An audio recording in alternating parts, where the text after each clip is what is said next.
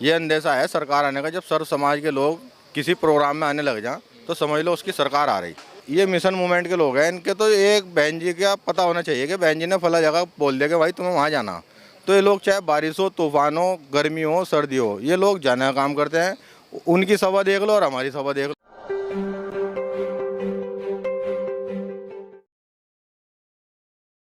इस वक्त मैं सहारनपुर देहात में हूं और जिसे कहते हैं तूफान के बाद का जो सन्नाटा होता है, अब यहाँ शांति है क्योंकि अब से पहले यहाँ एक सियासी तूफान देखने को मिला। आज फिरोज़ आफ्ताब साहब जो कि सहारनपुर देहात के प्रत्याशी, उनके टिकट की घोषणा हुई और मुनकाद साहब ने ज़बरदस्त तकरीर दी। और ये जो आप मेरे पीछे पंडाल देख रहे हैं, ये बड़ा भव्य पंडाल, ये आयोजन था। बारिश एक पल नहीं रुकी और सारा आयोजन शिफ्ट करके अंदर बैंक्वेट हॉल में करना पड़ा और कार्यक्रम मेरे हिसाब से सफल रहा। और सारी चीज़ों के पीछे कोई ना कोई शख्सियत होती है जो काम देख रहा होता है, संभाल रहा होता है। यहाँ सहारनपुर और पश्चिम यूपी की एक युवा शख्सियत है सरफराज राइन साहब, जो कि मंडल के प्रभारी भी हैं और बसपा के युवा चेहरे भी हैं। मुश्किल रहा होगा, अचानक से बारिश आ गई। नहीं, मुश्किल कुछ नहीं, मिशन मूवमेंट में लगे हुए तो रोज़ की हमें आदत है कि अगर ऐसा ना हो तो ऐसा कर लो। बैंक्वेट हॉल था तो उसका इस्तेमाल हुआ। बैंक्वेट हॉल करा इसलिए था क्योंकि जुलाई का महीना, बरसात लग गई तो हो सकता है ऊपर वाला बारिश दे दे, तो इसलिए ऐसा हॉल करा था कि उसमें कम से कम 3-4 हज़ार आदमी आ जाए। और बाहर तो थे ही जो गार्डन शानदार था, हरी घास थी, बहुत अच्छा था। लेकिन हरी घास तो अब हमारी पार्टी में भी हो गई हरी घास। अब तो सरकार आ रही, बिल्कुल आ रही। सब तकरीरें काफ़ी अच्छी हुई हैं दोनों ही नेताओं, तीनों नेताओं की। अब मुझे ये जानना है आपसे कि क्या मुस्लिम समाज की बात समझ में आ रही है, क्योंकि देखिए अखिलेश यादव तो मांगते भी नहीं है, वोट मिल जाता है। मुस्लिम समाज तो आज आपने देखा होगा, मेरे ख्याल से 70% हिस्सेदारी मुस्लिम समाज की थी यहाँ। इसमें अपर कास्ट के भी लोग थे, पिछड़े समाज के भी लोग थे। और ये अंदेशा है सरकार आने का। ये अंदेशा है सरकार आने का। जब सर्व समाज के लोग किसी प्रोग्राम में आने लग जाएं तो समझ लो उसकी सरकार आ रही। जो ये दलित मुस्लिम जब साथ चलेगा, पिछड़ा अगड़ा भी साथ चलेगा। कांग्रेस कहती है कि लड़ाई बड़ी है, संविधान को बचाने की है। अभी राजेंद्र पाल गौतम जो हैं, उनको जानते हैं आप, दिल्ली के मंत्री रहे और उनको जो है यहाँ प्रभारी बना दिया गया उत्तर प्रदेश का। तो दलित वोटों पर निशाना है कांग्रेस पार्टी का भी। दलित वोटों का कुछ नहीं होता। दलित वोट माननीय बहन जी के साथ हैं, आज भी माननीय बहन जी के साथ है। बहुत नेता है, बहुत नेता गए। कांग्रेस चाहे दलित को राष्ट्रीय अध्यक्ष भी बना रखा, देखा होगा आपने, दलित ही हैं वो, खड़गे साहब दलित ही हैं। तो जब भी कोई फ़ायदा नहीं है, क्योंकि जो दलित वोटर है वो माननीय बहन जी के साथ है। और दूसरा, सर्व समाज भी जो बहन जी ने पहले सरकार चलाई, तो सर्व समाज भी माननीय बहन जी की सरकार लाने का काम करना चाह रहा, क्योंकि ये उत्पीड़न सर्व समाज का हो रहा दूसरी सरकारों में। तो बहन जी ब्राह्मणों को भी साथ रही हैं, उनको टिकट भी दे रही हैं, मुस्लिम समाज को भी टिकट दे रही हैं। हसनपुर अमरोहा से भी मुस्लिम समाज को टिकट मिला, आपके यहाँ भी मिलेंगे और भी मिलेंगे। तो ये फैक्टर आपको लग रहा है कि ये प्रैक्टिकल है, ब्राह्मण और मुस्लिम समाज और अगड़ा पिछड़ा? माननीय बहन जी ने 1 साल पहले, 1.5 साल पहले एक मीटिंग ली थी। उस मीटिंग में माननीय बहन जी ने कहा था, बैठने से पहले कागज उठाए बहन जी ने और ये कहा, भाई बैठने से पहले कि मैं सरकार बना दूंगी, सरकार बनाऊंगी। तो सब हमारे जितने भी कार्यकर्ता थे, सबके चेहरे खिले, क्योंकि लोगों का ये कहना था कि अगर बहन जी जब भी चाहे सरकार बना सकती है। आपने भी सुना होगा, आप रिपोर्टर हो, जब बहन जी चाहे जब सरकार बना सके। तो उस दिन बहन जी ने 1.5 साल पहले चाह लिया कि सरकार बनाऊंगी। उसके बाद 9 अक्टूबर की रैली करती है बहन जी। बहन जी ने कोई प्रचार नहीं कराया, कुछ नहीं कराया, सिर्फ एक मैसेज डाला अपने लोगों को कि लोगों से कहो कि बहन जी ने आपको लखनऊ बुलाया। तो उस लखनऊ की रैली में 9 बजे रैली निमट गई थी, मतलब था। अच्छा आप थे, तो 9 बजे रैली वो निमट गई थी और उसमें लाखों की तादाद में आदमी आने का काम हुआ था। होटल पैदल गया, कोई साधन नहीं मिला। साधन तो वहाँ मिलता ही ना, क्योंकि साधन तो वो सब बुक हो गए थे, जाम ही हो गया था सब कुछ। लेकिन वो जब लोगों से जाम था तो साधन क्या करता वहाँ, पैदल गया। आपका बड़ा एहसान है जो आप हमारी पार्टी के लिए भी। बहन जी ने कहा कि मैं इस बार सरकार बनाने के लिए पूरी जी जान लगा दूंगी। बिल्कुल, उस दिन तो बहन जी ने कागज उठा के कहा था मैं सरकार बनाऊंगी। उस दिन बहन जी ने सबके सामने, अपने कार्यकर्ताओं के सामने, जो मिशन मूवमेंट के लोग हैं उनके सामने बहन जी ने कहा उनका कि मैं सरकार बनाऊंगी, उसके लिए मुझे कुछ भी करना पड़े। तो अब बहन जी ने 40 सीटों पर भी सरकार बनाई, 67 सीटों पर भी सरकार बनाई और बहुमत की भी सरकार बनाई, पूर्ण बहुमत की। तो अब क्या मुझे ऐसा लग रहा कि पूर्ण बहुमत तो पूर्ण बहुमत है ही, उसके भी 100+ सीटें ना बहन जी सरकार बना ले, मतलब 300 प्लस। पर कांग्रेस और सपा इसको भाजपा हराने का चुनाव बना देते हैं कि भाई भाजपा को हराना है। मुस्लिम समाज को ये डर दिखाया जाता है कि इधर उधर वोट डालोगे या ओवैसी साहब को भी डाल दोगे तो आपका वोट बिखर जाएगा, भाजपा जीत जाएगी। कोई कुछ ही करता रहो। आज हमारा प्रोग्राम था, कल हमें परमिशन मिल गई थी परसों। उसके बाद माननीय मुख्यमंत्री योगी आदित्यनाथ जी का एक प्रोग्राम आया कल अचानक से 10 बजे, और इसी देहात विधानसभा में वो प्रोग्राम आया।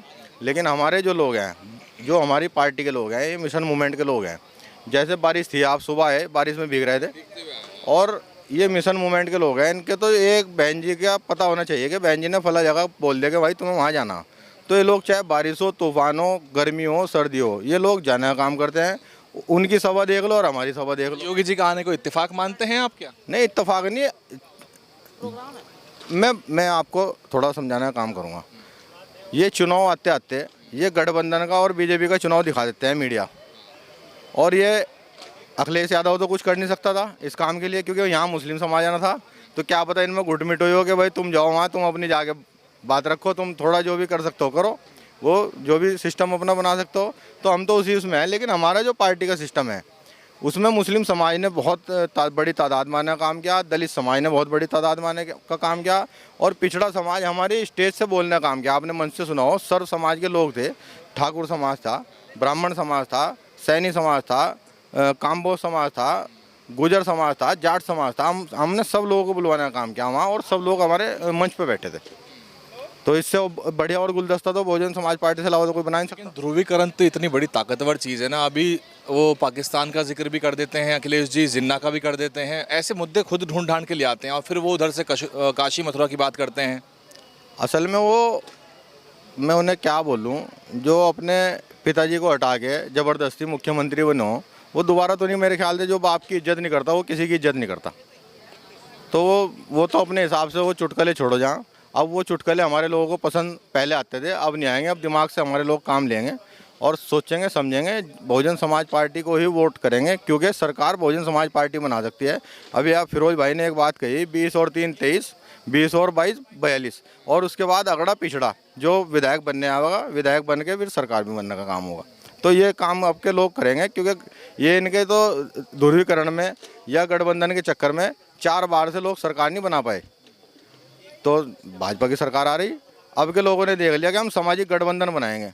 वो सामाजिक गठबंधन तो बहुजन समाज पार्टी के साथ ही बन सकता है, प्लस वोट तो बहुजन समाज पार्टी के पास ही है। सपा बसपा गठबंधन जब हुआ था उसमें भी कुछ सीटों पे मजबूत यादव नेता उनके हार गए थे, तो जनता ने सवाल पूछा उनसे कि ऐसा क्यों हुआ कि आपके मसलन धर्मेंद्र यादव हारे बदायूं से, कन्नौज से डिम्पल यादव हार गई। वो तो गठबंधन था बसपा का, उसमें तो वोट एक तरफा पड़ना चाहिए था। उस टाइम आपने शायद देखा हो, शिवपाल यादव जी अलग थे उनसे, उन्होंने कहा था कि अखिलेश यादव जो है बीजेपी का की बी टीम है। उनके चाचा जी ने कही थी बात, और चाचा जी ने जो अपना वोट उनका था वो यादव वोट बीजेपी को ट्रांसफ़र कराया था। और जो उनका दूसरा, हमारा जहाँ दलित मुस्लिम समीकरण था वहाँ हम सारी सीटें जीतते थे। हमारी 10 सीटें तो हमारी अपनी थी, 5 सीटें उनकी थी, और वहाँ भी जहाँ मुस्लिम था और उनका परिवार था उन लोगों ने वोट दिया। नहीं तो उन लोगों ने तो भाजपा को जिताने का काम किया। जो उनका वोट था उन्होंने भाजपा को जिताने का काम किया। जो हमारे लोग थे उन्होंने ईमानदारी से वोट देने का काम किया। वोट परसेंटेज, उसमें आरएलडी का भी नुकसान हुआ, दोनों पिता पुत्र की जोड़ी हार गई। हाँ बिल्कुल, वो भी हार गई थी। उन्हें भी हम दलित मुस्लिम ने ही वोट देने का काम किया, उनके समाज ने उन्हें वोट नहीं दिया उस टाइम। जो अजीत सिंह जी थे उनको उनके समाज ने वोट नहीं दिया, क्योंकि मुजफ्फरनगर से, बागपत से तो उनका लड़का हार गया था। मेरा सवाल बस आखिरी यही है कि अब जैसे आरएलडी का भी आपके सहारनपुर मुजफ्फरनगर में कहीं कहीं प्रभाव है, अब वो बीजेपी के साथ है, आरएलडी एनडीए के साथ है, उसका क्या फ़र्क पड़ेगा आपको? अब यहाँ किसी का कोई प्रभाव नहीं मिलेगा आपको। अभी तो शुरुआत हुई, पहली तो घोषणा हुई। अब यहाँ सब 7 सीटों पे 100% हम जीतने का काम करेंगे, अपने विधायक बनाने का काम करेंगे, और सरकार भी यहीं से बनने का काम होगा। इमरान मसूद फैक्टर कुछ नहीं है, कुछ नहीं, एक्सीडेंटल एमपी। आप ही के नेता थे पहले? नहीं, हमारे नेता नहीं थे। हमारे नेता तो माननीय बहन जी, हम तो उन्हें पार्टी में ले, के पार्टी के नेता थे? नहीं, हम उन्हें पार्टी में ले गए थे। वो नहीं चल सके अनुशासन के हिसाब से, वो जहाँ जाते हैं उनका नुकसान करते हैं। लेकिन हमलावर रहते हैं बसपा के ऊपर खास तौर से। वो तो उनके कमी है कि जो उन पर एहसान करे, तो उनके जो एहसान फरामोश वाला मामला। चलिए, बहुत शुक्रिया। एक सवाल और रह गया मेरा कि अब इन बाकी की सीटों का भी कब कब घोषणा हो रहा है, कुछ अंदाज़ा? बाकी तो माननीय बहन जी के ऊपर बात है। सब प्रत्याशी तो लाइन में बहुत हैं। सब माननीय बहन जी जब आदेश कर दें, फिरोज भाई का आदेश किया, तो यहाँ तो आदेश के बहन जी ने जो आदेश कर दिया बस वही आदेश है, बाकी दूसरा कोई आदेश ही नहीं है हमारे लिए। बहुत शुक्रिया सरफराज राइन साहब, युवा चेहरा, नेता बहुजन समाज पार्टी के। आपने नाम सुना होगा। और आज जो तकरीर हुई है, मैं ख़ास तौर से चाहूँगा कि आप अगर चैनल को देख रहे हैं तो वो सुन लीजिए। फिरोज़ आफ्ताब साहब का भाषण तो मुझे काफ़ी अच्छा लगा और शायद उनको माइक की ज़रूरत भी नहीं थी। और मुनकाद साहब ने भी लंबा भाषण दिया है, लेकिन सुनने लायक चीज़ें हैं। आप बने रहिए, देखते रहिए दलित न्यूज़ नेटवर्क। दलित मुद्दों पे, बहुजन राजनीति पे, एट्रॉसिटीज़ पे सारी खबरें आपको मिलेंगी। और आप सब्सक्राइब कर लीजिए, पेज को लाइक और फॉलो कर लीजिए। DNN हिंदी को सब्सक्राइब करने के लिए दबाएं लाल रंग का सब्सक्राइब बटन और घंटी का बटन दबाकर ऑल नोटिफिकेशन पर क्लिक करें। चैनल को जिंदा रखने के लिए नीले रंग का ज्वाइन बटन दबाकर चैनल को आर्थिक सहयोग करें।